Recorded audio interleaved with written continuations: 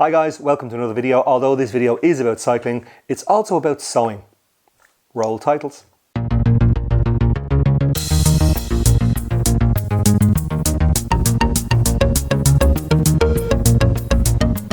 So regular viewers to the channel will know by profession I am a graphic designer and I have designed the 2024 club kit for my cycling club. But I'm also into vintage cycling. And again, for the viewers who've come to the channel before, you have seen me in this 1990 Toshiba jersey and this 1988 Rally Banana jersey. So it begs the question, what would our club kit look like if it was made in this era? So a lot of these jerseys that was made in the kind of late 80s, early 90s would have been printed onto like a terry toweling fabric. And the printing that's used on these jerseys is called dye sublimation printing. So prior to this, in the 70s, they would have had panels of colour that would have been sewn together. But the 80s allowed this great printing technology to print very colourful and very kind of iconic jersey designs. But I also have a small collection of 70s jerseys, and these are Italian cycling club jerseys, and you can see they're made of acrylic. Sometimes they're called wool jerseys, but they're not actually made of wool.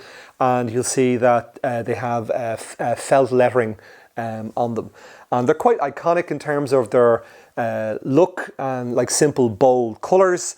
And, you know, and they do come with the traditional 3 back pockets on the back. So my idea would be something in the region of kind of combining a mix of kind of 70s design and kind of 80s fabric.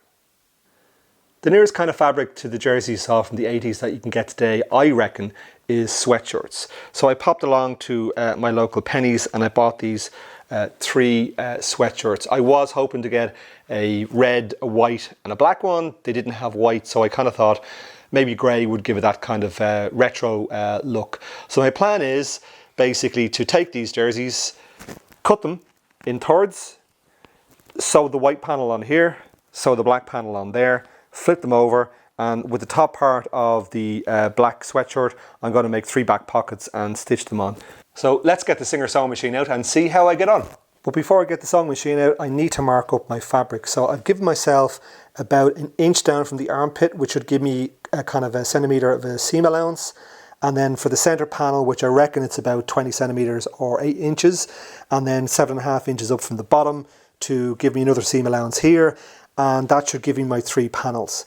Now, what I also need to do is I also need to cut the seam here on this long sleeve and cut the seam here along where the elasticated cuff is and move that cuff somewhere up to where the short sleeve would be. Now I'm also wondering, and I'm thinking this to myself, I'm not quite sure whether I'll do this or not, but should I run a single zip up the center, like the way it kind of is in a modern jersey, or should I get a kind of a 5-inch zip and just have it at the top there? So that's something I'm going to have to figure out as I'm going along. I have another zip on order in case I just want to just use that part, which I kind of think that's what I will do. And I also, of course, have a tricolour to go on. I also have fabric letters to go on here to say Blanche Wheely's Cycling Club, and the same on the back. And there should be enough fabric on the back of the black jersey to make up that pocket, as I mentioned earlier. Now, on the point about the rear pocket, there is a little bit of an issue here in that from the bottom of the seam here where the elasticated waistband will be to the top part of where the black panel will end is about 130 centimeters, which isn't really big enough as a pocket. You can see my phone is significantly bigger than that. So what I might do is I might combine some of the grey fabric and some of the black fabric, run a seam across the top and make a longer pocket, something up into the region of about 20 centimeters in length, maybe a little bit longer, or a little bit taller I should say. And that should be, you know, a substantial enough space to store your phone and spares, etc, etc. Of the 3 sections cut, I have my pins holding everything in place. I've marked off a spot here for the zip that I'm going to put down the center. And I have the black panel down there at the bottom. So the next thing to do is to get out the overlocker and get these seams together.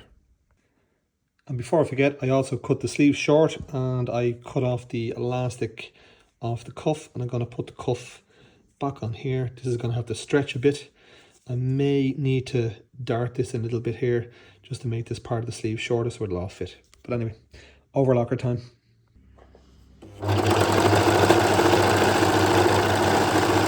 Okay, that's the overlocking done. I have my 3 panels together, the red, the grey and the black, and I put the cuffs back on. I have a piece of fabric I've saved for the back pocket, and I have some knicker elastic to make the back pocket stretchy, and I'm in two minds whether to put the zip on or just leave it off. So let's get the pocket on next and see what happens.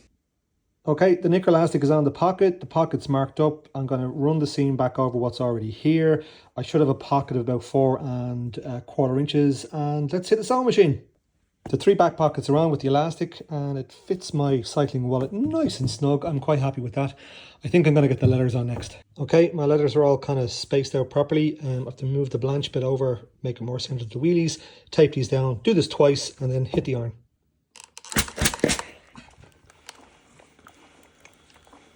There we have it, all done.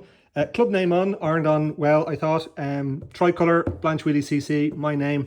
And on the back, I also put the club name on and the 3 back pockets, as I mentioned. I think that came out very well. I think it does look like one of those kind of retro jerseys from the 80s. Let me know what you think.